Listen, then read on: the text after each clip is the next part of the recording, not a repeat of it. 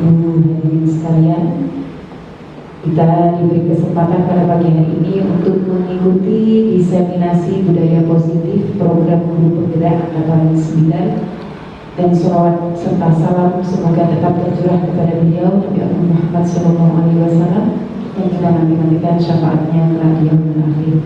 Amin amin ya rabbal alamin. Pada kesempatan kali ini, saya selaku pembagi acara akan membacakan susunan acara pada hari ini. Acara yang pertama yakni pembukaan, dilanjutkan acara yang kedua sambutan Bapak Kepala Sekolah, kemudian acara yang ketiga yakni diseminasi budaya positif oleh Guru Penggerak. Memasuki acara yang pertama yakni pembukaan, mari kita buka dengan bacaan Ummul Kitab atau Suratul Fatihah. Ala hadhihi wa likulli sholihah. Al-Fatihah.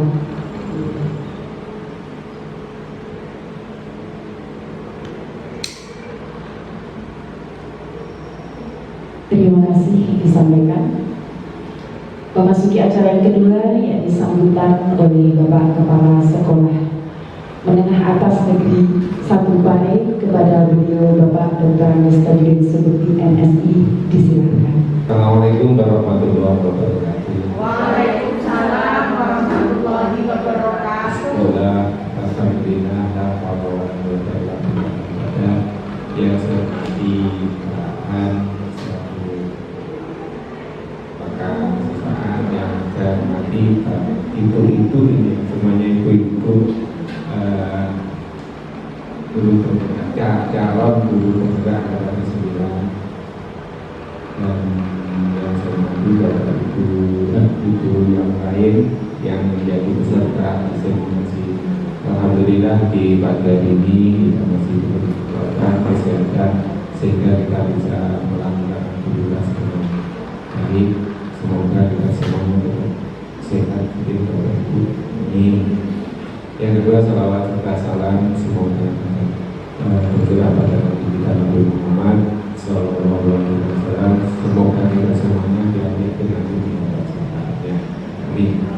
Bapak Ibu yang saya hormati, hari ini ada acara diseminasi budaya positif sekolah dari calon guru penggerak Angkatan ke-9 kepada Bapak Ibu guru yang lain, gitu ya. Nah, ini suatu kegiatan yang sangat baik. Semoga ini memang nanti benar-benar yang calon guru penggerak ini bisa mendiseminasi itu kan menularkan ya, benar ya, menularkan budaya positif yang baik kepada guru-guru yang lain. Dan terutama saya kepingin itu di SMA 1 Pare ini Bapak Ibu yang muda-muda yang belum daftar CGP itu diharapkan semuanya daftar ikut CGP, terkorong nanti lulus atau enggak, diterima atau enggak lulusan lain. Tapi saya harapkan tergerak untuk ikut daftar CGP. Saya yakin pasti ada manfaatnya. Kalau saya sendiri juga mau daftar CGP untuk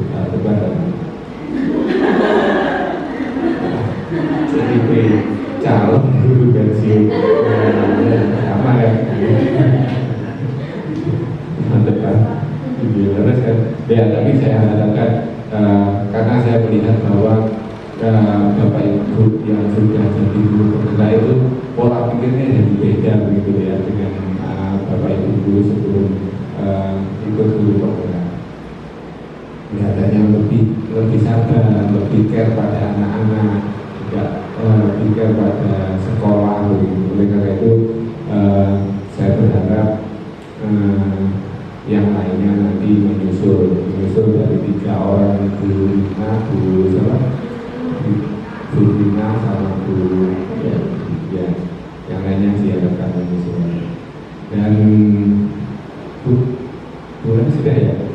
Saya masih mau tahap 3, Pak. Tahap 3. Mau cita-cita. Oh, betul. Alhamdulillah, sukses. Jadi saya berharap kegiatan seperti ini tidak hanya formalitas, tetapi memang nanti benar-benar ada sesuatu yang diseminasikan, kemudian ada sesuatu yang hasil dari diseminasi ini nanti bisa diterapkan. Insya Allah tujuannya baik begitu. Kalau tujuannya baik akan harus kita manfaatkan gitu. Itu sebenarnya untuk kita semuanya, untuk satu ini, untuk anak-anak terutama anak-anak menjadi lebih berprestasi lagi, belajarnya lebih termotivasi lagi gitu, hingga akhirnya nanti hasilnya akan menjadi lebih baik. Itu berarti selamat mengikuti acara diseminasi budaya positif di sekolah. Semoga kegiatan ini berdampak dari Allah. Amin. Terima kasih. Bila taufiq wal hidayah. Assalamualaikum warahmatullahi wabarakatuh.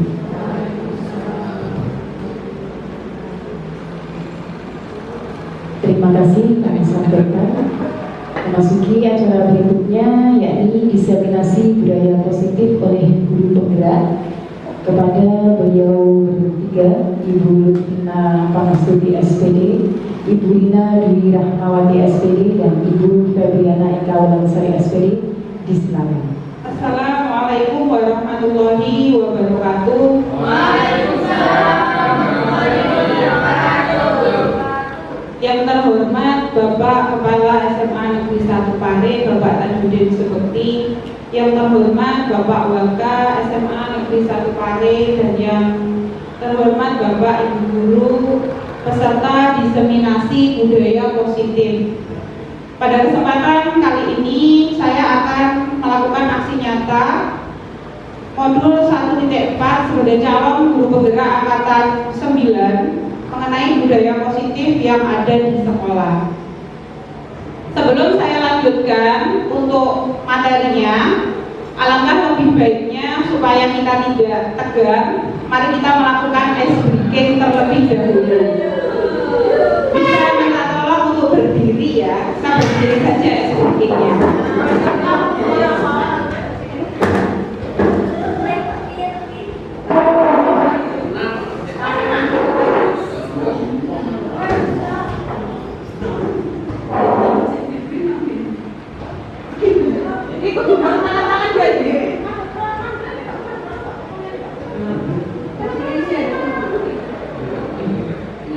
Oke, baik.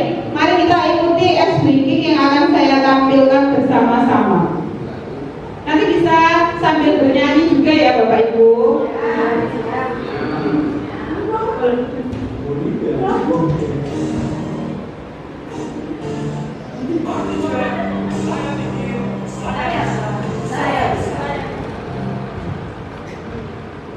Tangan ke atas menggapai bintang, tangan ke samping goyang terbang, tangan ke depan ikat berenang, duduk dan rapi siap berdoa. Tampuk-tampukan tangan diputar, lumpuh-lumpuh tangan diguntung, mulai melihat pada pundak, kanan kiri atas bawah siap berdoa. Satu jari kanan, satu jari kiri, bukan menjadi dua jembatan. Dua jari kanan, dua jari kiri, bukan menjadi empat, dua kamera. Tiga jari kanan, tiga jari kiri, bukan menjadi enam, dua menara. Empat jari kanan, empat jari kiri, bukan menjadi delapan, dua telinga. Lima jari kanan, lima jari kiri, bukan menjadi sepuluh, siap berdoa.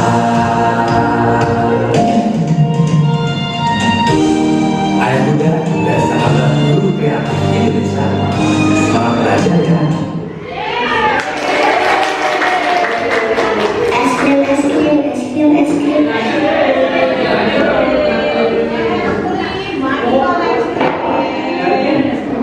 Silakan bisa duduk kembali.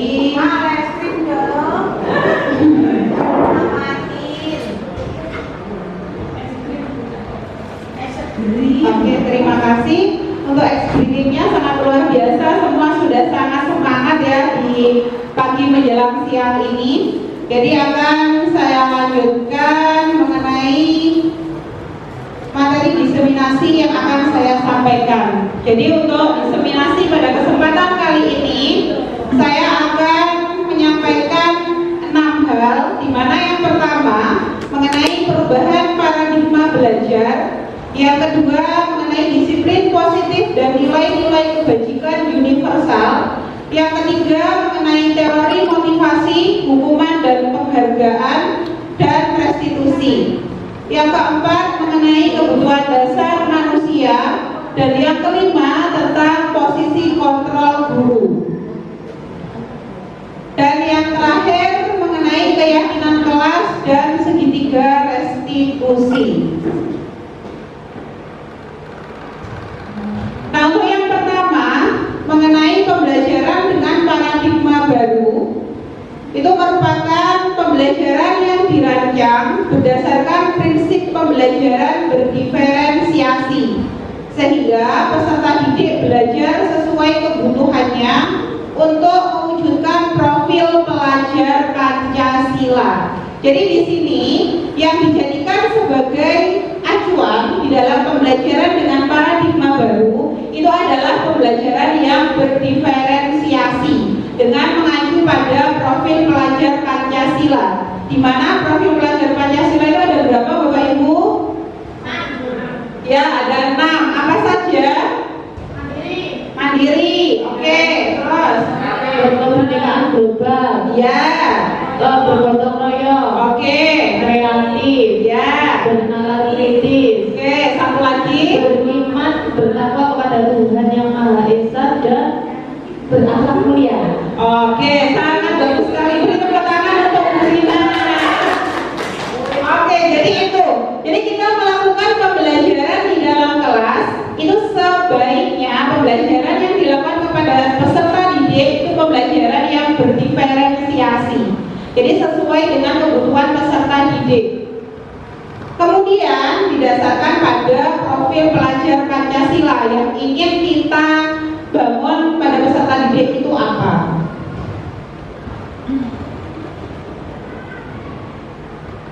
Kemudian yang kedua tentang disiplin positif dan nilai-nilai kebajikan universal. Di dalam pembahasan yang kedua mengenai disiplin positif dan nilai-nilai universal, ada 3 hal yang akan saya sampaikan, yakni mengenai perubahan paradigma stimulus respon kepada teori kontrol, makna disiplin positif itu sendiri. Yang ketiga, memilih dan menentukan nilai-nilai kebajikan universal. Nah, oke. Sekarang ada sebuah permainan. Jadi silahkan Bapak Ibu guru bisa berpasangan. Berpasangan 2 orang. Kemudian nanti silahkan bisa dari Bapak Ibu guru yang berpasangan 2 orang saling mengepalkan tangan. Dan kemudian nanti siapa yang berhasil membuka tangan dari pasangannya. Untuk membuka tangan dari pasangannya boleh silahkan bisa dilakukan dengan cara dibujuk atau diberi hadiah, boleh atau dengan misalnya diancam, atau boleh juga dengan dipukul. Monggo silahkan, bagaimana, yang penting tangannya itu bisa terbuka.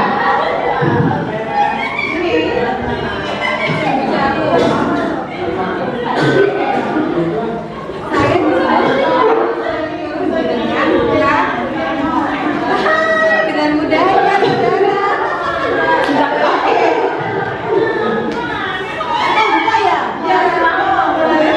Oke, siapa yang sudah berhasil membuka tangannya? Oke, Bu Levina, bisa disampaikan caranya gimana tadi bisa berhasil membuka tangan dari temannya? Silakan. Saya tadi berpasangan dengan Ibu Bunda Budrika. Iya. Bumut mengepalkan tangan, terus Bu boleh tangannya dibuka. Oh iya, silakan. Dengan senang hati. Itu, jadi dengan senang hati Bu langsung buka tangannya. Oke, Bu bisa disampaikan tadi kenapa bisa membuka kita belum. Terima kasih. Sampai nama saya dari dengan mudah. Kalau ada sesuatu kegiatan, sesuatu yang bisa kita lakukan dengan mudah, kenapa harus susah? Kalau bisa bagus sekali tangan untuk Bumon dan Bu Lutfina. Ya, memang jadi berkaitan dengan kepalan tangan. Ini berkaitan dengan kontrol di dalam diri kita. Jadi ketika tadi antara Bu Lutfina dengan Bu Mudrika, itu ternyata Bu Mudrika dengan senang hati bisa membuka tangannya yang diminta oleh Bu Lutfina. Itu katanya tadi karena kalau ada yang mudah kenapa harus dipersulit ya. Jadi memang kalau kita itu bisa mempermudah segala sesuatu, kenapa harus kita persulit.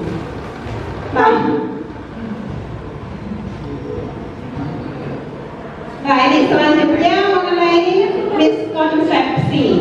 Miskonsepsi makna dari kontrol. Jadi itu tadi, kontrol berkaitan dengan kontrol membuka genggaman tangan seseorang. Itu sebenarnya kita itu berhasil mengontrol diri seseorang atau diri kita mau dikontrol oleh orang lain, atau kontrol itu muncul dari dalam diri kita sendiri. Nah ada 4 miskonsepsi yang berkaitan dengan makna dari kata kontrol itu sendiri. Miskonsepsi yang pertama itu adalah ilusi guru mengontrol murid. Jadi mungkin masih ada beberapa bapak ibu guru yang berpikiran bahwa guru itu harus mengontrol murid. Jadi murid itu harus patuh terhadap bapak ibu guru, terhadap apa yang dimau oleh bapak ibu guru. Itu miskonsepsi yang pertama. Kemudian yang kedua, ilusi bahwa semua penguatan positif, efektif dan bermanfaat.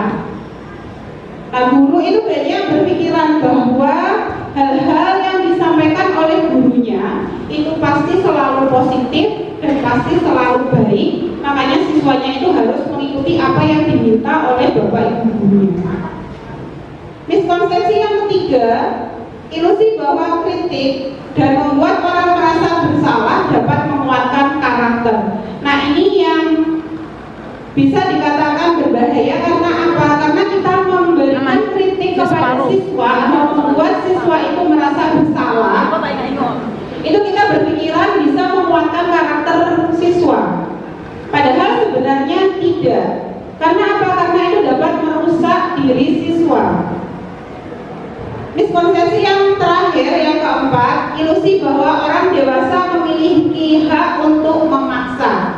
Nah ini seringkali terjadi, sama halnya seperti kita kepada anak-anak kita mungkin ya. Kita kadang memaksakan hak kita terhadap anak-anak kita. Jadi karena kita berpikiran bahwa saya yang lebih dewasa, saya yang lebih tahu, sehingga saya memaksakan kehendak saya kepada anak-anak saya. Nah itu miskonsepsi yang keempat mengenai kontrol. Nah selanjutnya menurut Stephen R. Covey mengatakan bahwa bila kita ingin membuat kemajuan perlahan, sedikit-sedikit ubahlah sikap atau perilaku Anda. Namun bila kita ingin memperbaiki cara-cara utama kita, maka kita perlu mengubah kerangka acuan kita. Ubahlah bagaimana Anda melihat dunia, bagaimana Anda berpikir tentang manusia. Ubahlah paradigma Anda, skema pemahaman dan penjelasan aspek-aspek tentang realitas. Jadi di sini itu saatnya istirahat pertama. It's time to have first break.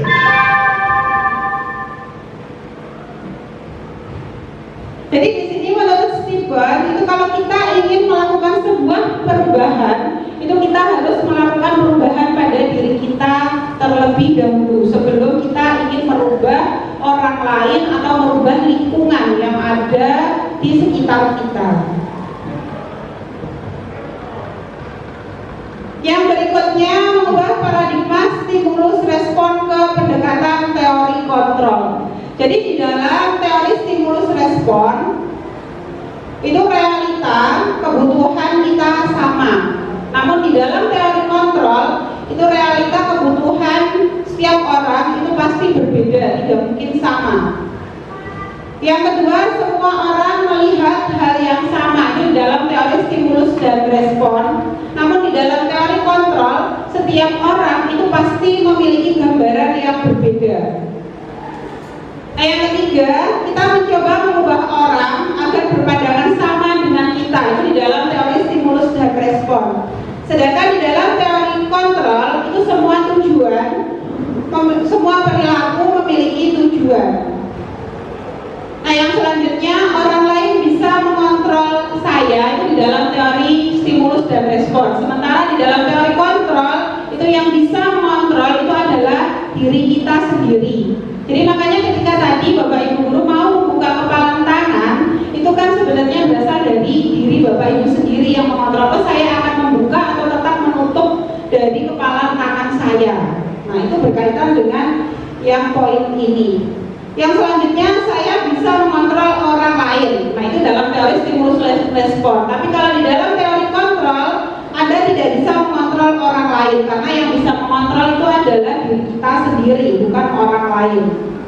Yang berikutnya, pemaksaan ada pada saat bujukan gagal. Nah, di dalam teori kontrol, kolaborasi dan konsensus menciptakan pilihan-pilihan baru. Jadi di sini di dalam teori kontrol itu tidak ada bujukan ataupun bahkan paksaan. Nah, yang terakhir, model berpikir menang atau kalah. Kemudian kalau di dalam teori kontrol itu model berpikir menang-menang. Jadi semuanya menang, tidak ada yang dikatakan sebagai orang menang. Mengenai disiplin positif.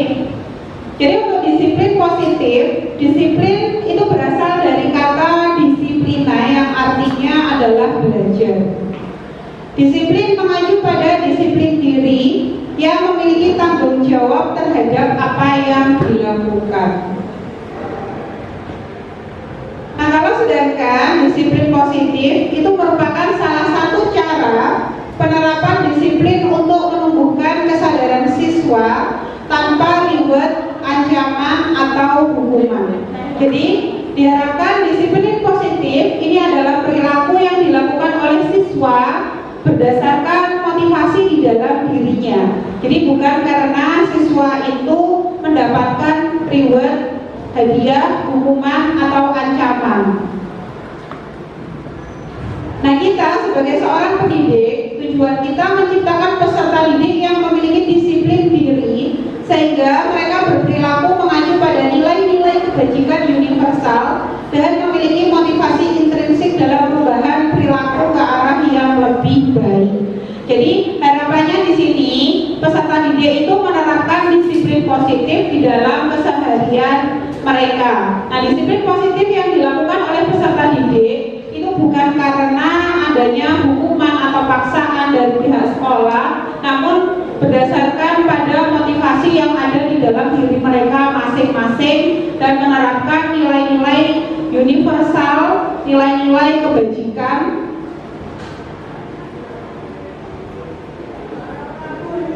Nah, nilai-nilai kebajikan itu sebenarnya ada sangat banyak sekali. Di sini akan saya sampaikan beberapa. Jadi nilai-nilai kebajikan universal itu adalah sebuah nilai yang telah disepakati bersama, lepas dari suku, bangsa, agama, maupun latar belakang. Jadi nilai-nilai universal ini berlaku menyeluruh tanpa adanya latar belakang yang mendasari. Dan di dalam nilai-nilai kebajikan ini, nilainya telah disepakati bersama antara guru dengan siswa.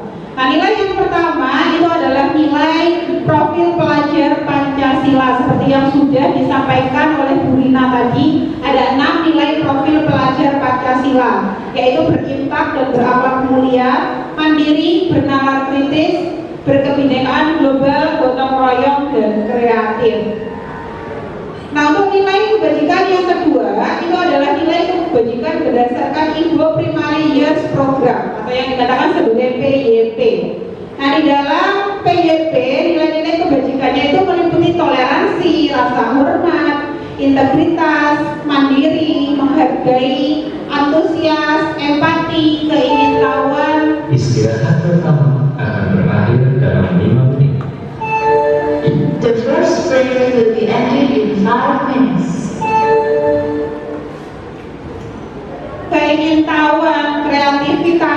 kerjasama, percaya diri, dan komitmen.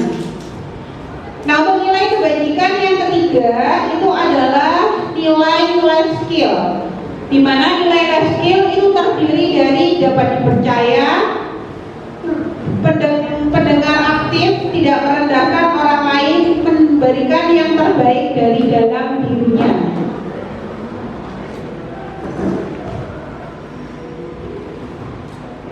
Nah, yang selanjutnya itu adalah proyek nilai-nilai kebajikan. Ini masih sama, ini adalah tabel dari nilai-nilai kebajikan, dari mulai peduli, rajin, integritas, rasa hormat, kejujuran, bersahaja, percaya, keteguhan hati, rendah hati, gotong royong. Jadi nilai-nilai kebajikan itu adalah nilai-nilai yang positif, di mana nilai-nilai ini adalah nilai-nilai yang kita harapkan dapat tertanam di dalam diri siswa.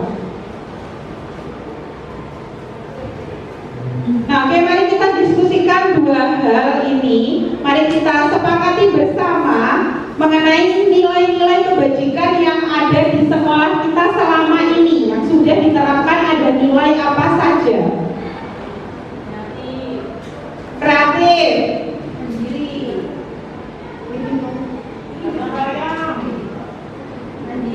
mandiri. Oke, mandiri, kreatif, mandiri.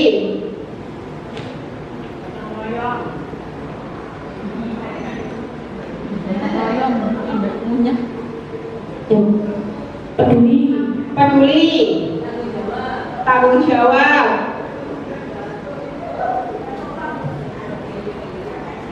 Ada lagi? Banyak tuh sebenarnya yang sudah diterapkan. Saling menghormati. Ya, dari nilai-nilai yang sudah diterapkan sudah sangat banyak sekali ya yang sudah diterapkan di sekolah kita SMA Negeri 1 Pare. Jadi semua nilai-nilai yang sudah diterapkan itu adalah nilai-nilai kebajikan universal dan nilai-nilai yang positif. Nah, kegiatan apa saja yang dapat dilakukan agar keyakinan tersebut dapat diterapkan bagi seluruh warga sekolah? Jadi dari 5 nilai tadi yang sudah Bapak Ibu sampaikan, itu kira-kira hal apa yang harus dilakukan supaya nilai-nilainya itu bisa diterapkan bagi seluruh warga sekolah? Jadi mungkin di sekolah kita kan ada 5 nilai tadi, tapi kan tidak semua menerapkan. Nah, bagaimana caranya supaya semua warga sekolah itu bisa menerapkan kelima nilai universal tadi? Monggo Bu Dina. Mungkin bisa disosialisasikan kepada murid ataupun Bapak Ibu guru. Terus setelah itu nanti membuat kesepakatan mungkin ya Bu. Ya. Seperti itu. Jadi nanti kalau sudah disampaikan nilai-nilainya, sudah ada kesepakatan ataupun peraturan, mungkin baru bisa diterapkan sesuai dengan yang sudah kita sepakati bersama gitu. Oke, terima kasih Bu Rina. Beri tepuk tangan untuk Bu Rina. Oke, iya, jadi itu yang harus kita lakukan supaya nilai-nilai kebajikan yang sudah ada tadi bisa diterapkan oleh seluruh warga sekolah. Jadi kita melakukan seperti ini. Jadi seperti acara diseminasi ini, saya menularkan hal-hal positif. Nah, jadi hal-hal positif yang sudah saya sampaikan, harapan saya itu nanti ke depannya bisa dilakukan juga oleh Bapak Ibu guru, atau mungkin Bapak Ibu guru juga sudah melakukan. Mari ke depannya kita lakukan dengan secara berkala, jadi secara terus menerus.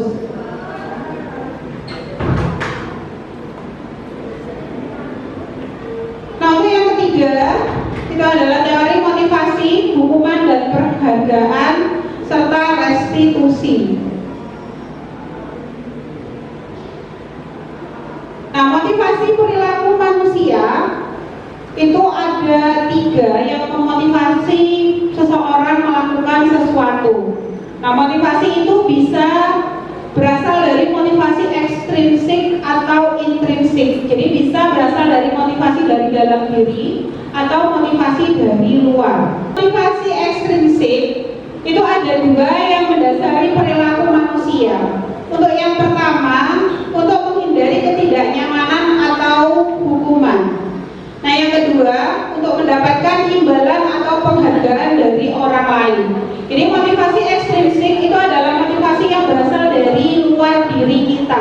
Kita ingin melakukan, misalnya saya ingin datang pagi-pagi, jadi tidak datang melebihi jam 7 karena saya tidak ingin mendapatkan hukuman. Misalnya kalau kita datang terlambat, tidak tepat jam 7, kita mendapatkan hukuman dari Bapak Kepala Sekolah, misalnya seperti itu. Atau seorang siswa yang datang ke sekolah terlambat, kemudian dihukum untuk lari-lari di lapangan. Nah itu karena siswa tidak ingin mendapatkan sebuah hukuman, sehingga dia berusaha berangkat sebelum jam 7 dan sampai di sekolah sebelum jam 7. Nah itu namanya adalah motivasi ekstrinsik. Jadi motivasi yang berasal dari luar karena tidak ingin mendapatkan hukuman tadi.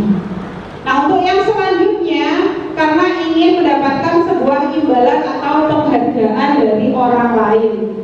Nah misalnya seorang siswa tadi, saya ingin berangkat pagi karena ketika berangkat pagi dan tidak terlambat, nanti akan mendapatkan hadiah dari Bapak Ibu Guru. Misalnya ribetnya adalah dikasih bintang 1 setiap tidak terlambat. Nah itu motivasi, termasuk adalah motivasi ekstrinsik. Jadi karena adanya penghargaan dari orang lain. Nah untuk yang berikutnya itu adalah motivasi intrinsik.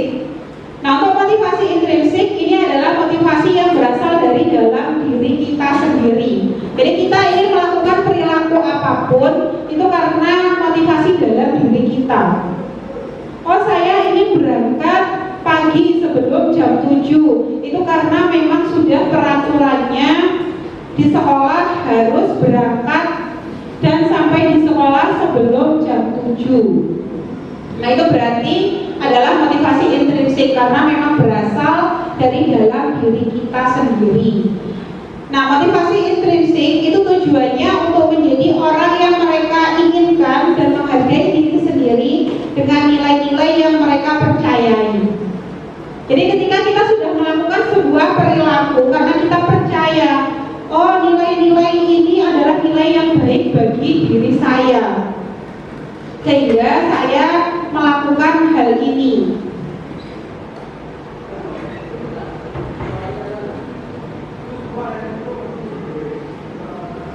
Nah mari kita pikirkan bersama.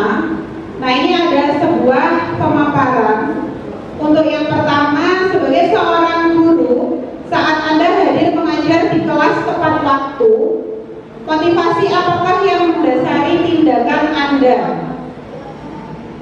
Yang pertama, apakah Anda datang tepat waktu karena tidak ingin ditegur oleh atasan Anda dan kemudian mendapat surat peringatan? Nah untuk yang pertama, alasan yang pertama ini karena menghindari ketidaknyamanan dan hukuman.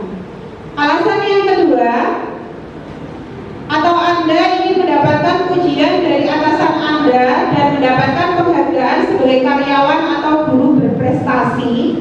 Nah ini karena mendapatkan imbalan dan penghargaan dari orang lain. Atau pilihan yang ketiga, Anda ingin menjadi orang yang menghargai waktu, menghargai diri Anda sendiri sebagai teladan bagi murid-murid Anda karena Anda percaya tindakan Anda sebagai guru akan dicontoh oleh murid-murid. Nah ini adalah menghargai diri sendiri. Dari ketiga motivasi ini, motivasi manakah yang paling kuat dari dalam diri Bapak Ibu Guru? Silakan ada yang monggo Pak Atar. Ini awalnya dari baik.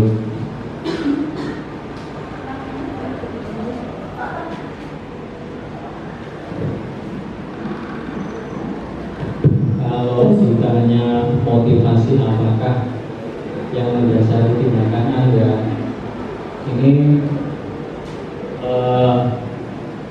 yang pertama itu memang karena menghindari ketidaknyamanan dan hukuman.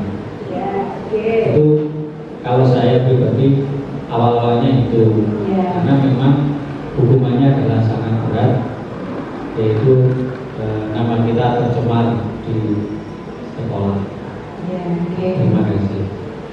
Berarti kalau untuk Pak Atar motivasi motivasi yang paling kuat adalah yang pertama ya. Untuk saat ini ya, tapi berusaha untuk yang ketiga. Oke, sangat bagus sekali. Tepuk tangan untuk Pak Atta. Selanjutnya ada lagi yang mau menyampaikan? Silakan, Bu Rofi. Terima kasih. Kalau bagi saya ya Bu, sepertinya yang saya rasakan sama seperti Pak Atta. Jadi menghindari ketidaknyamanan dan hukuman. Itu yang menjadi motivasi saya saat ini. Iya.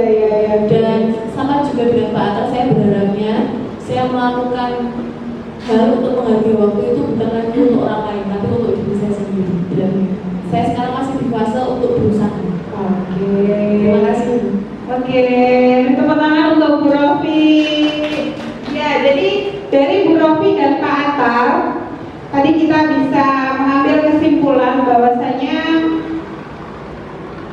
untuk Bapak Ibu guru hadir mengajar di kelas tepat waktu, motivasi terbesarnya untuk saat ini adalah untuk menghindari ketidaknyamanan dan hukuman. Karena memang benar, karena kalau kita hadir terlambat, itu tentu kita akan mendapatkan sebuah hukuman dan rasa tidak nyaman, dan seperti yang dikatakan Pak Atar, nama kita akan tercemar ya di ruang guru kalau kita datang terlambat.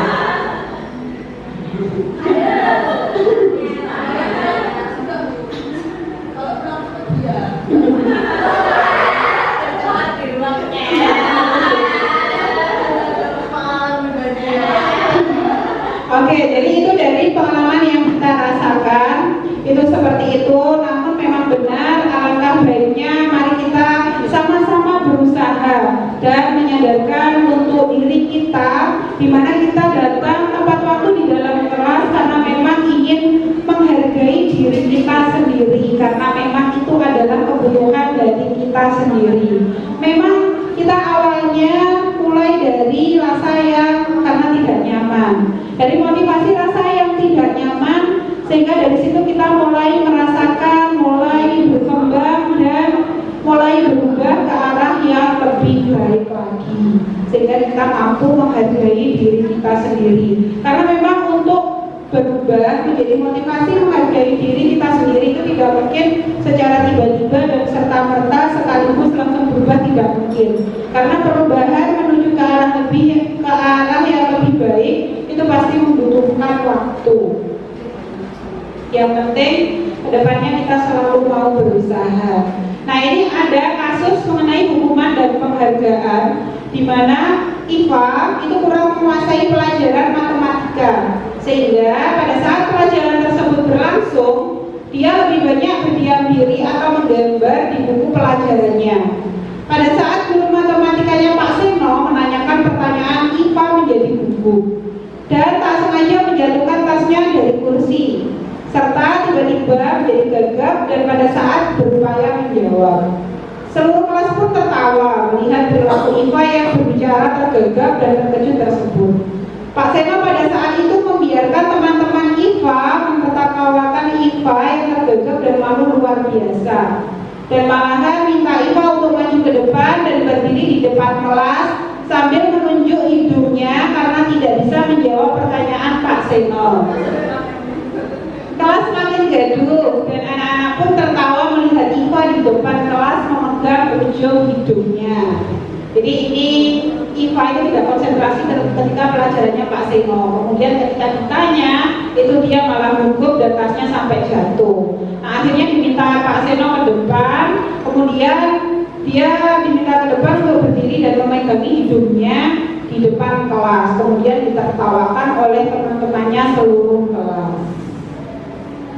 Nah, dari tindakan yang dilakukan Pak Seno terhadap IFA, apakah Bapak Ibu guru setuju? Tidak setuju. Ya, kenapa tidak setuju? Karena itu tidak memahami kondisi anaknya Bu. Tidak diberi, maksud saya tidak ditanyakan dulu kenapa dia tidak bisa, tapi langsung mempermalukan anak tersebut. Padahal jelas-jelas Pak Seno itu sudah tahu bahwa anak tersebut kenapa gagapnya, tapi malah dipermalukan kembali. Iya. Itu termasuk hukuman atau konsekuensi ya Bu Romi. Hukuman. Iya, jadi yang dilakukan Pak Seno betul seperti yang disampaikan oleh Bu Rofi tadi.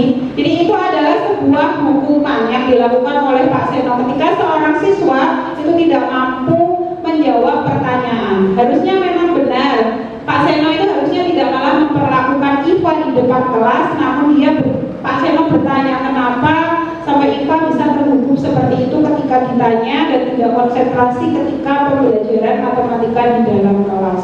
Jadi tidak bisa kita serta-merta murid tidak bisa ayo di depan tak seterap gitu. Jadi kita tidak bisa seperti itu. Jadi kita harus bertanya kenapa. Itu siswa melakukan hal yang demikian di dalam kelas itu pasti ada alasannya. Nah, untuk yang selanjutnya ini adalah perbedaan dari hukuman, konsekuensi dan restitusi. Nah, untuk hukuman itu adalah hal yang terjadi tidak terencana dan secara tiba-tiba. Murid itu tidak dilibatkan dan tidak tahu apa yang akan terjadi. Bersifat satu arah dan berupa hukuman psikis seperti yang terjadi pada IVA tadi. Ya, jadi IVA itu mengalami hukuman, benar Bu Rofi tadi, karena dia dihukum secara psikis oleh Pak Seno. Kemudian untuk konsekuensi terencana atau disepakati sesuai peraturan, murid tetap dibuat tidak nyaman, sikap guru selalu memonitor murid. Nah, ini konsekuensi itu contohnya seperti misal ada seorang murid di dalam kelas itu menumpahkan air minum. Nah, kemudian diminta untuk mengelap air minum tersebut supaya mejanya kering. Nah, itu adalah wujud dari konsekuensi yang dilakukan. Nah, kemudian untuk yang ketiga, restitusi. Proses menciptakan kondisi bagi murid untuk memperbaiki kesalahan. Proses kolaboratif yang mengajarkan murid mencari solusinya sendiri. Nah, dari ketiga hal di depan, hukuman, konsekuensi, dan restitusi, hal yang paling baik kita terapkan itu adalah restitusi. Di mana di dalam proses restitusi itu adalah kita menciptakan kondisi siswa untuk memperbaiki kesalahannya. Jadi kita menyadarkan siswa di mana letak dia melakukan kesalahan, kemudian dicarikan solusi secara bersama-sama antara guru dan siswa.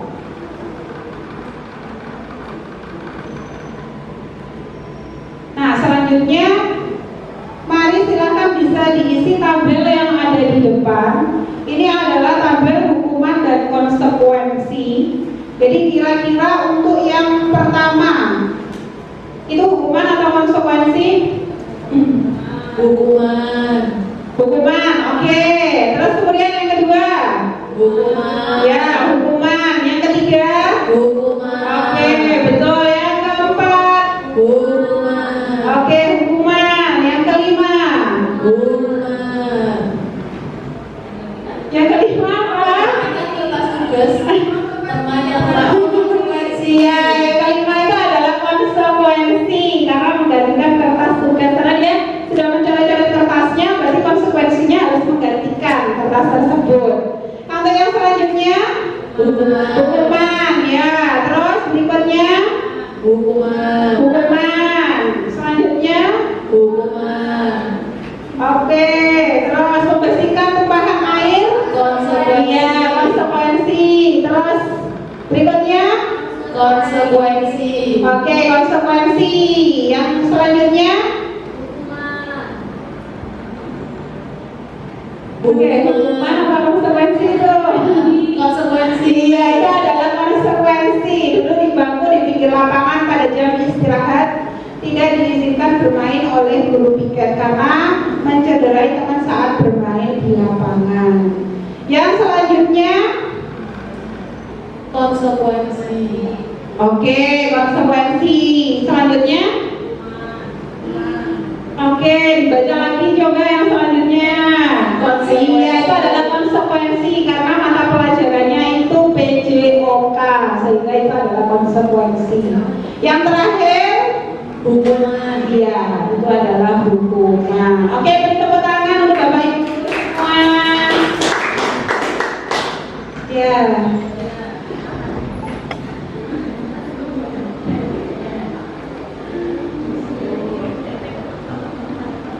yang berikutnya dihukum oleh penghargaan. Jadi ini ada sebuah kasus lagi. Ini adalah kasusnya Ibu Anas, guru kelas 2 SD, di mana beliau mendapatkan masalah murid-muridnya tidak bisa tertib berdiri antri di depan pintu dan selalu berebut masuk ke dalam kelas setelah jam istirahat usai. Ini tentunya sangat mengganggu proses pembelajaran, di mana kelas tidak dapat mulai tepat waktu karena Ibu Anas sibuk menenangkan murid-muridnya untuk waktu yang cukup lama. Akhirnya Ibu Anas berpikir cepat dan mengandalkan stiker bintangnya. Setiap murid-muridnya akan masuk kelas usai jam istirahat, Bu Anas akan mengiming-imingi murid-muridnya dengan stiker bintang. Siapa yang dapat berdiri lurus dan berbaris rapi, antri di depan pintu, dapat bintang dari Bu Anas. Sebagian besar murid-muridnya menyambut tantangan tersebut dan langsung berdiri rapi di depan pintu agar mendapatkan stiker bintang. Hal ini terus dilakukan Bu Anas selama beberapa minggu. Karena cukup berhasil membuat murid-murid berdiri rapi antri di depan pintu. Sampai pada suatu saat Bu Anas sakit dan terpaksa digantikan Pak Heru. Pak Heru tidak mengetahui mengenai stiker bintang dan benar saja pada saat mau masuk ke kelas usai jam istirahat, murid-murid kelas 2 kembali berebutan masuk kelas. Apa yang terjadi dan mengapa? Jadi ini kasusnya Ibu Anas, itu siswanya kelas 2 SD tidak bisa berdiri rapi. Nah, akhirnya Ibu Anas itu memiliki solusi dengan memberikan bintang, tanda bintang kepada muridnya. Dan ternyata benar, dengan pemberian tanda bintang kepada murid-muridnya itu berhasil dilakukan dan murid-muridnya bisa berdiri rapi. Namun ketika digantikan oleh Pak Heru, ketika Bu Anas sakit, itu Pak Heru tidak mengetahui mengenai stiker bintang. Akhirnya muridnya kembali lagi seperti setelan awal, jadi kembali tidak rapi lagi.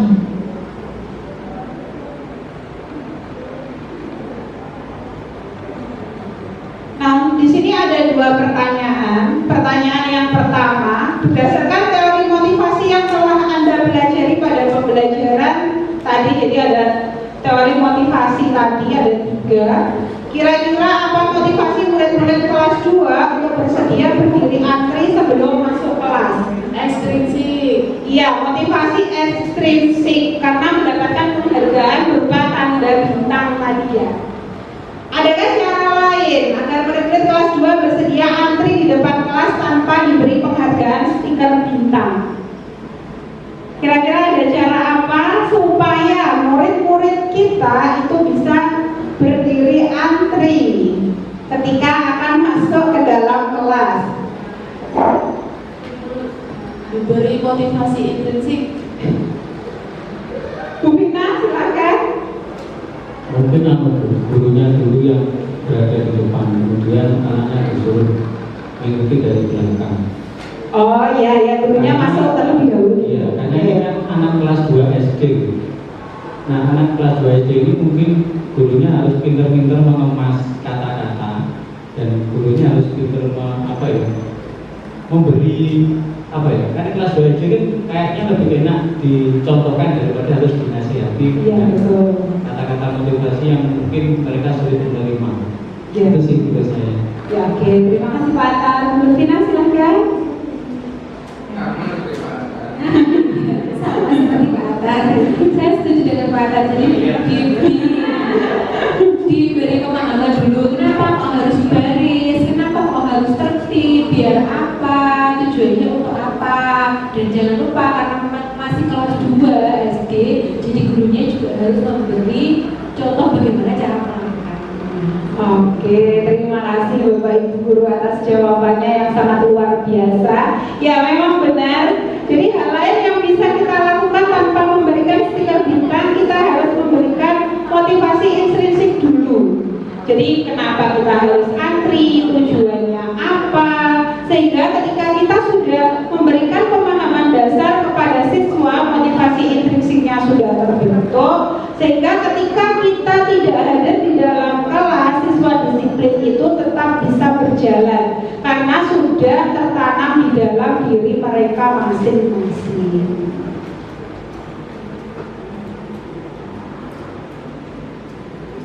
didukung oleh penghargaan. Di sini ada 3 hal. Penghargaan maupun hukuman merupakan cara untuk mengontrol perilaku seseorang yang menghancurkan potensi untuk pembelajaran yang sesungguhnya. Jadi sebenarnya penghargaan yang kita berikan seperti tanda bintang tadi itu sebenarnya bukan malah memotivasi siswa, tapi malah menghancurkan pembelajaran yang sesungguhnya. Nah, yang kedua, tindakan belajar itu sendiri merupakan penghargaan yang sesungguhnya. Jadi ketika seorang siswa sudah mau dan mampu belajar disiplin, itu merupakan penghargaan yang berasal dari dalam diri dia sendiri. Jadi motivasi intrinsik itu tadi. Dan yang ketiga, tindakan memberi penghargaan nilainya sama dengan menghukum seseorang. Jadi ketika siswanya tidak diberi penghargaan tanda bintang lagi, otomatis dia kembali ke setelan awal, yaitu siswa yang tidak bisa berdiri rapi ketika akan baris masuk ke dalam kelas.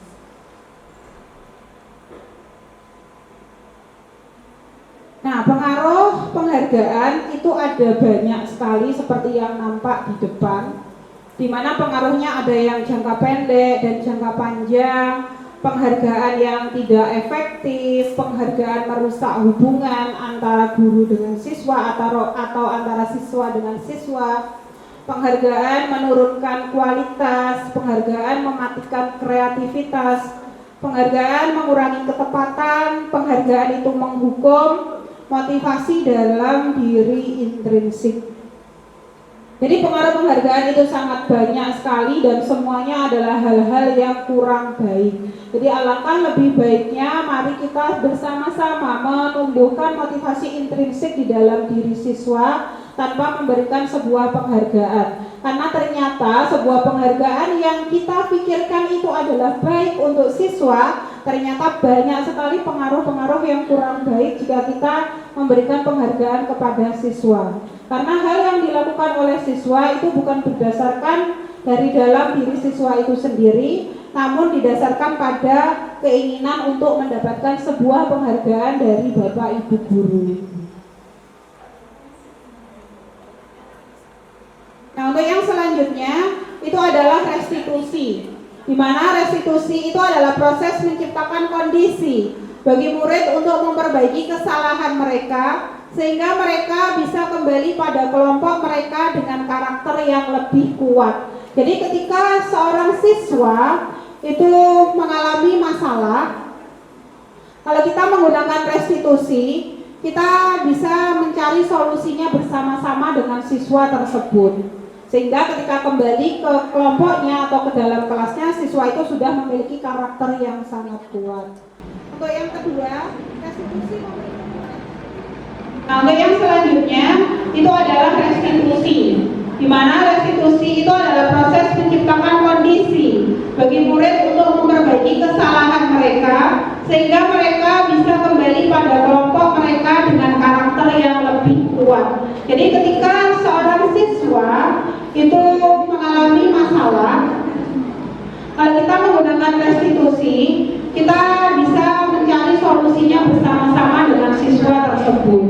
Sehingga ketika kembali ke kelompoknya atau ke dalam kelasnya, siswa itu sudah memiliki karakter yang sangat kuat. Untuk yang kedua, restitusi membantu murid menjadi lebih memiliki tujuan disiplin positif dan memulihkan dirinya setelah berbuat salah. Jadi dari restitusi ini nanti ketika siswa berbuat salah itu bisa sadar dan dengan tujuan untuk melakukan disiplin positif. Dia jadi tahu, oh salah saya ada di sini. Ketika saya melakukan salah seperti ini, berarti solusinya adalah ini yang harus saya lakukan. Nah, itu tujuan dari restitusi.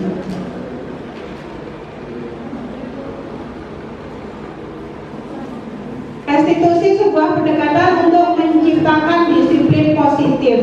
Jadi restitusi itu sebenarnya tujuannya untuk menciptakan disiplin positif, bukan untuk menebus sebuah kesalahan, memperbaiki hubungan, tawaran bukan paksaan. Jadi restitusi itu bersifat menawarkan, bukan memaksakan kepada siswa, menuntun untuk melihat ke dalam diri fokus pada solusi yang ada, jadi terfokusnya kalau di dalam restitusi itu pada solusinya, jadi bukan pada masalah siswanya.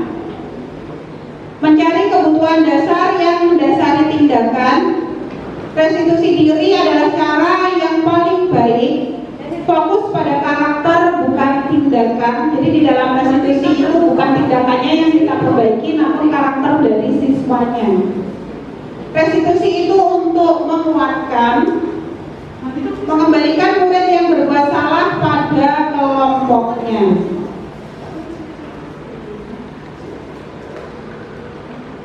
Nah, untuk yang keempat, ini adalah kebutuhan dasar manusia.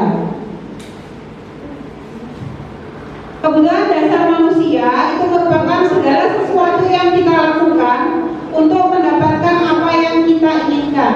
Seluruh tindakan yang kita lakukan memiliki tujuan tertentu, dan semua usaha terbaik yang kita lakukan adalah dalam rangka agar kebutuhan dasar kita terpenuhi dengan baik. Jadi kita akan melakukan segala sesuatu dengan tujuan tertentu supaya kebutuhan dasar kita itu bisa terpenuhi. Nah, kebutuhan dasarnya apa saja? Kebutuhan dasarnya ini ada 5 kebutuhan dasar. Yang pertama itu adalah kebutuhan bertahan hidup, di mana di dalam kebutuhan bertahan hidup itu berarti kita harus memenuhi dalam kebutuhan apa saja, Bapak Ibu? Iya, betul, benar, sandang, pangan, papan. Jadi ada makan, tempat tinggal, dan juga pakaian, jangan sampai lupa. Kemudian yang kedua, kebutuhan akan kasih sayang dan rasa diterima. Itu berarti kita harus memenuhi kebutuhan kita seperti dipedulikan, berbagi, kerjasama, menjadi bagian di dalam sebuah kelompok. Nah, jadi ketika di dalam kelas itu kadang kita temui kebutuhan akan kasih sayang dan rasa diterima. Nah, yang terakhir ini adalah menjadi bagian dari kelompok. Kadang ada di dalam kelas saya sendiri itu ada seorang siswa yang merasakan dia itu tidak diterima di dalam kelasnya. Nah, itu kalau jika tidak dipenuhi, otomatis kebutuhan dasarnya yang kelima ini kurang karena ada satu yang tidak terpenuhi. Kebutuhan dasar yang ketiga itu adalah kebutuhan penguasaan. Kebutuhan penguasaan itu terkait harga diri, keinginan untuk dianggap, memimpin, berprestasi, diakui dan didengar. Nah, ini adalah kebutuhan mengenai penguasaan. Jadi kita ingin menjadi orang yang di hadapan orang lain itu kita dianggap dengan prestasi kita, terus kemudian dengan kita bisa memimpin, apapun yang kita katakan itu bisa didengar oleh orang lain. Nah, itu kebutuhan akan penguasaan. Yang keempat itu kebutuhan akan kebebasan. Nah, kebutuhan akan kebebasan itu seperti mandiri, memiliki pilihan, mencoba hal baru, mampu mengendalikan arah dirinya. Dan kebutuhan yang terakhir itu adalah kebutuhan akan kesenangan. Nah, ini sangat penting sekali bagi diri kita, kebutuhan akan kesenangan, karena di dalam kebutuhan akan kesenangan di sini ada bermain, humor, antusiasme dan tertawa. Nah, ini tertawa harus ada temannya ya Bapak Ibu guru. Kita jangan sampai tertawa nanti tertawa sendirian. Ya, karena tertawa itu juga penting, bukan berarti kita terus tertawa sendiri tanpa ada temannya, karena bisa bahwa tertawa sendiri.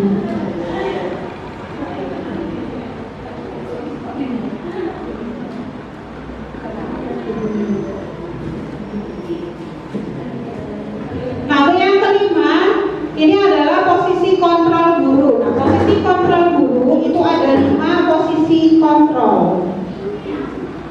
Nah, 5 posisi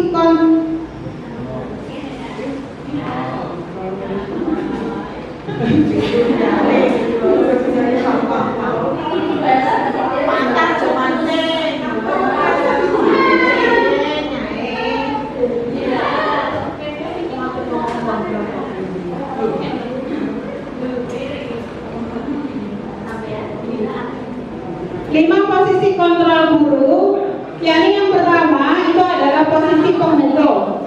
Jadi posisi kontrol guru yang pertama menghukum. Apapun yang dilakukan siswa, biasanya kita itu menganggapnya itu adalah hal yang kurang baik. Jadi kita sebagai guru, siswa kayak telat, berarti harus tak hukum, keliling lapangan misalnya. Itu berarti posisi guru penghukum. Nah, kemudian yang kedua itu adalah pembuat merasa bersalah. Jadi di posisi yang kedua ini kita membuat siswa itu merasa bahwa dirinya ketika melakukan kesalahan itu dia adalah orang yang bersalah. Kemudian posisi yang ketiga ini adalah posisi teman.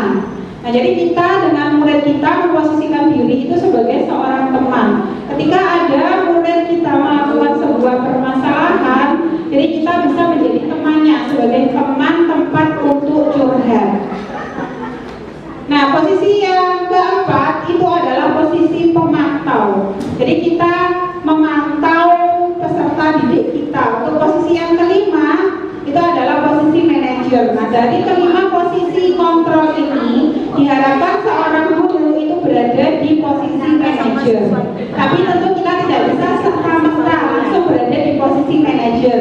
Tentunya sejauh yang saya lakukan itu biasanya saya masih berada pada posisi yang ketiga yang bisa saya lakukan. Atau mungkin paling mentok-mentoknya kalau siswanya sudah Masya Allah ya, posisi saya ada di posisi yang kedua.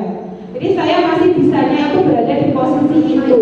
Untuk menjadi seorang manajer di posisi kelima itu membutuhkan membutuhkan jam terbang dan pengalaman yang banyak, di mana kita bisa memposisikan diri sebagai seorang manajer. Itu yang saya rasakan seperti itu. Nah, ini dari setiap posisi tadi saya memberikan contoh. Di sini contoh kasusnya itu adalah seorang siswa yang tidak memakai atribut lengkap ketika upacara. Nah, dari kelima posisi kontrol, untuk yang pertama itu ketika seorang guru berposisi sebagai penghukum. Jadi ketika siswanya itu upacara tidak menggunakan seragam yang lengkap, itu diminta untuk hormat bendera selama 1 jam. Itu kalau kita berposisi sebagai seorang penghukum. Nah, yang kedua, pembuat merasa bersalah. Nah, ketika kita menjumpai seorang siswa yang tidak menggunakan atribut lengkap saat upacara, ketika di posisi yang kedua, itu kita akan mengatakan berapa kali ibu atau bapak harus memberitahu kamu. Kamu selalu saja mengecewakan ibu atau bapak. Jadi di sini itu siswanya dibuat seperti bersalah karena tindakan yang sudah dilakukan. Nah, jika di posisi teman, kita tahu ada siswa yang beratribut tidak lengkap tadi, kita akan mengatakan, ayo dong ikuti aturan sekolah, tolong bantu ibu atau bapak. Ya, sekali ini, ya sudah tidak apa-apa, lain kali jangan sampai berbuat seperti ini lagi ya. Jadi ini seperti ibu peri ya saya. Jadinya kalau berposisi sebagai teman, jadi kita benar-benar seperti posisinya, ya seperti kalau seandainya ada siswa salah, curhat, ya kita sebagai temannya. Jadi posisinya seperti itu. Nah, kalau sebagai pemantau, berarti nanti yang akan dikatakan kamu sudah melanggar peraturan sekolah, kamu tahu konsekuensinya.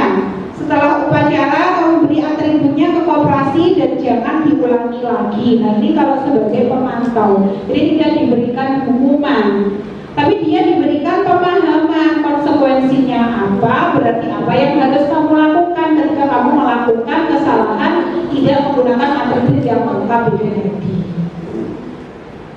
Nah, mari kita lihat bersama ketika berposisi sebagai manajer. Nah, apakah kamu tahu kesalahanmu? Kira-kira bagaimana kamu memperbaiki kesalahanmu? Jadi di posisi manajer itu kita bertanya kepada siswanya, dia sadar atau tidak akan kesalahan yang dia lakukan, dan caranya untuk memperbaiki itu bagaimana. Jadi semuanya itu kita kembalikan kepada diri siswa. Ketika dia sudah tahu kesalahannya dan dia tahu solusinya, akan melakukan solusi tersebut. Karena solusi tersebut itu diri siswa sendiri. Harapannya seperti itu, menjadi seorang manajer. Nah, oke, mari kita simak video berikut. Dari video di sini nanti kira-kira mana yang lebih baik. Salam bahagia Ibu dan Bapak Guru hebat. Dalam penerapan disiplin positif restitusi, salah satu program yang dikembangkan adalah 5 posisi kontrol. 5 posisi kontrol dalam restitusi adalah proses perjalanan seorang pendidik agar dapat mengenali dirinya. Pada video kali ini, kita akan membahas tentang 5 posisi kontrol yang dikembangkan oleh Diane Goshen dan contoh penerapannya.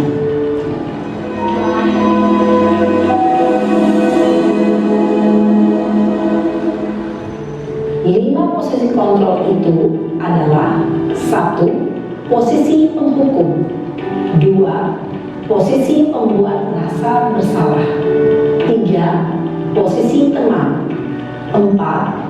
Posisi pemantau atau monitor, dan 5. Posisi manajer. Untuk lebih memahami kelima posisi tersebut, mari kita saksikan kasus Naren yang terlambat hadir 20 menit di sekolah dan melihat bagaimana kelima posisi kontrol dalam menghadapi masalah tersebut.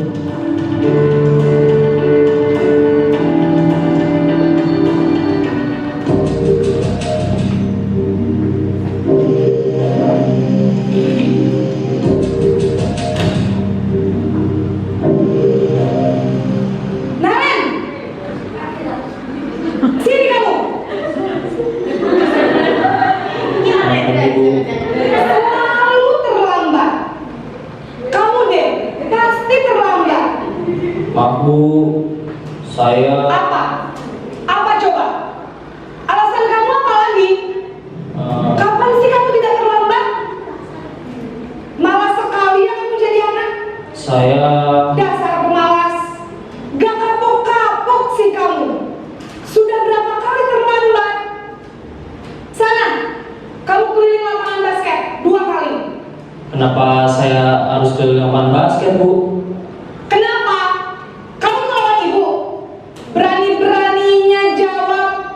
Sudah terlambat, masih berani jawab pula.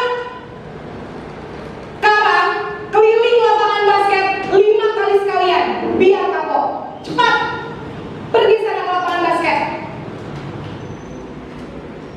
Posisi penghukum biasanya berbicara dengan nada tinggi, menghardik, menunjuk-nunjuk, menyakiti, dan menyindir. Hukuman bisa berupa fisik maupun psikis. Ibu dan Bapak Guru hebat, dampak yang terjadi pada murid ketika guru berada pada posisi penghukum adalah murid cenderung akan memberontak, bahkan menyimpan dendam.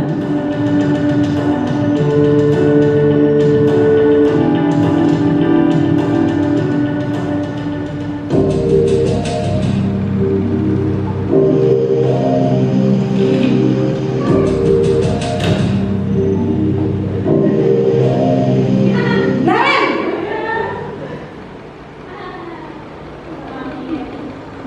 Selamat pagi Bu. Naren. Kamu kenapa terlambat lagi, nak? Ya Tuhan, Naren. Kamu senang ya bikin ibu susah ya? Kalau kamu terlambat lagi, nanti ibu yang ditegur bapak kepala sekolah, nak. Disangka ibu tidak bisa membina kamu. Duh, gimana ini? Maaf Bu, Duh, Gusti Naren. Kamu suka ya kalau ibu ditegur bapak kepala sekolah? Terus, sekarang ibu harus tulis apa ini di buku absen? Ini kamu sudah sering terlambat loh. Ibu harus apa coba? maaf Bu, maaf sekali. Ya sudah, lain kali jangan bikin ibu susah lagi anak ya. Ibu tidak akan kuat lagi kalau kamu begini terus. Bisa jantungan kalau ibu ditegur bapak kepala sekolah. Sana cepat ke kelas.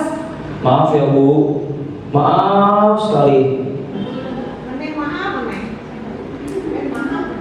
Posisi pembuat rasa bersalah berbicara dengan nada tenang, cenderung lembut, Namun kata-kata yang diutarakan membuat murid merasa menjadi orang yang gagal, memandang buruk dirinya sendiri, merasa tidak berharga, dan tidak sanggup membahagiakan orang lain. Ketika guru mengambil posisi pembuat rasa bersalah, murid akan menganggap dirinya yang bersalah dan ia akan menyimpan emosi negatif tersebut di dalam dirinya.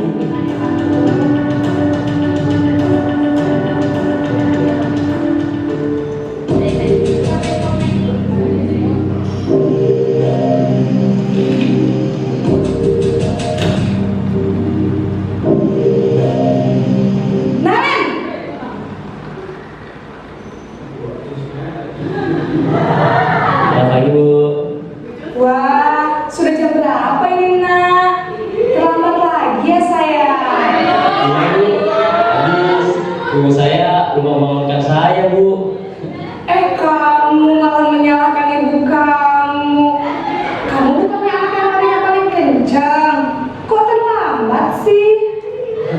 Iya Bu, saya memang terlambat bangun tadi. Jadi biarpun saya lari kencang, tetap gak kejar Bu. Ya sudah sayang, nanti lain kali larinya lebih kencang lagi ya.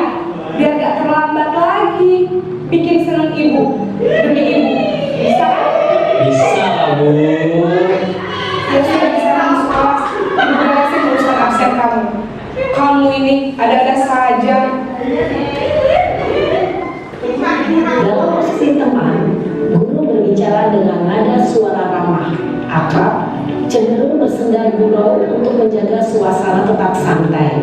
Murid akan merasa senang, aman, dan akrab dengan guru. Identitas yang tercipta adalah identitas sukses atau berhasil. Namun, perlu diingat, karena ini masih dorongan eksternal, maka ada faktor ketergantungan dari murid kepada orang tertentu. Di sini guru absennya, sehingga di lain waktu murid bisa berperilaku baik, namun hanya kepada orang-orang tertentu saja.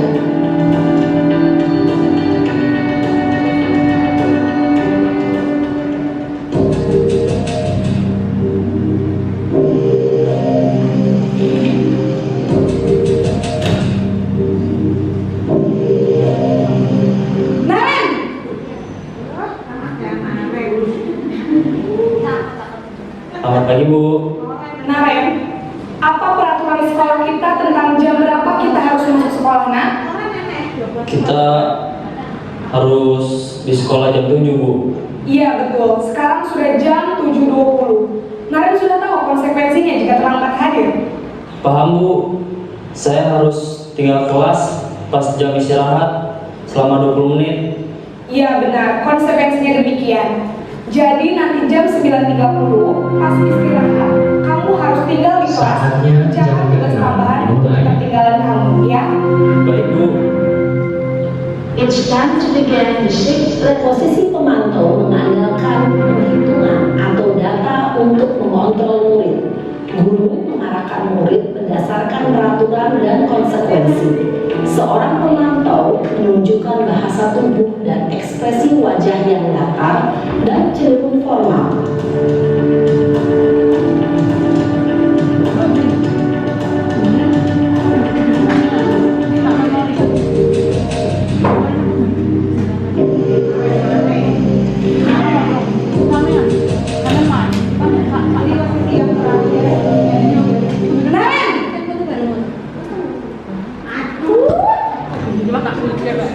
Selamat pagi Bu. Selamat pagi Naren. Maaf Bu, saya terlambat. Iya, sekolah masuknya jam 7, sekarang sudah jam 7.20. Jadi sekarang bagaimana ini Naren? Maaf Bu, saya lupa setel alarm saya semalam. Baiklah, menurut kamu, keyakinan sekolah yang mana yang perlu kamu tingkatkan? Menghargai diri sendiri dan orang lain mungkin ya Bu. Setuju. Jadi, apakah Naren meyakini prinsip saling menghormati tersebut? Iya Bu, saya meyakininya. Apakah Naren bersedia memperbaiki masalah keterlambatan ini? Bersedia Bu. Bagaimana kamu akan perbaiki masalah keterlambatan ini? Saya akan coba untuk tidak lupa menyetel alarm saya Bu. Baik, kalau Naren lupa menyetel alarm di rumah, ada orang yang kira-kira bisa bantu mengingatkan tidak? Ada Bu, kakak saya, Kak Emma. Ada lagi selain Kak Emma? Selain Kak Emma, ada ibu saya. Baik, jadi yang mengingatkan Naren adalah Kak Emma dan ibu kamu ya?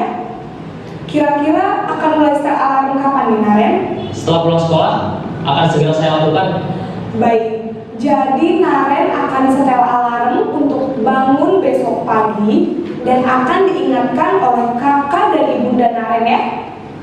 Ada lagi yang mungkin perlu dilakukan Naren agar tidak terlambat bangun lagi?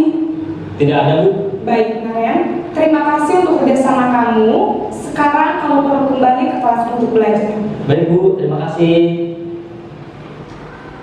Posisi manajer adalah posisi kontrol. Nah itu tadi 5 posisi kontrol yang dilakukan oleh Naren. Kira-kira yang terbaik yang mana Bapak Ibu?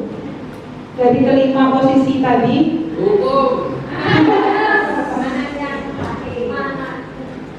Gimana yang mana? Iya betul, yang terakhir posisi manajer. Jadi ketika ada seorang siswa yang terlambat, posisi yang terbaik itu adalah posisi manajer. Nah untuk yang selanjutnya itu tentang keyakinan kelas dan segitiga restitusi. Nah untuk pembentukan keyakinan kelas ini mungkin kalau di kelas itu ada mengenai peraturan kelas.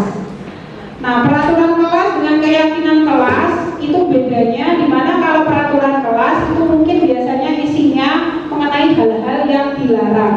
Sedangkan kalau keyakinan kelas itu adalah isinya tentang hal-hal yang positif. Jadi, kesepakatan yang disepakati oleh guru dan siswa.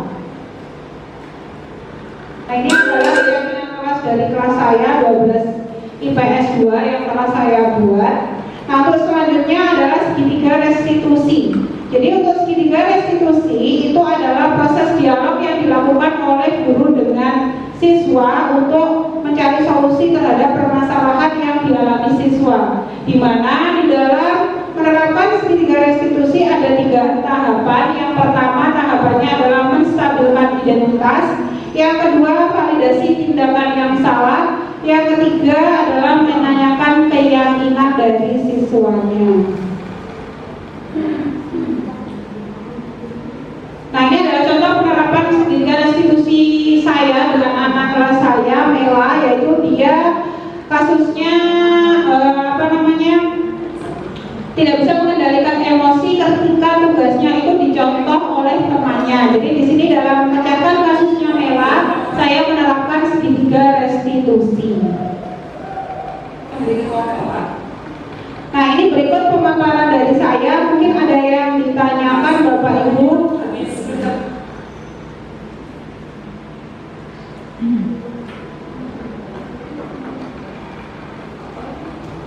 Ada yang ingin ditanyakan?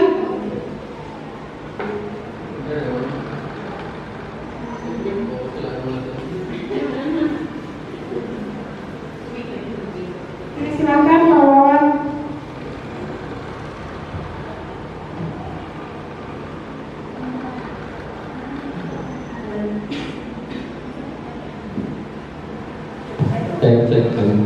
Terima kasih waktunya. Ada sedikit pertanyaan biar durasinya lebih panjang. Oke, tadi kita membahas adalah disiplin positif. Jadi penerapan disiplin untuk menumbuhkan kesadaran siswa tanpa ribet ancaman atau hukuman. Ya.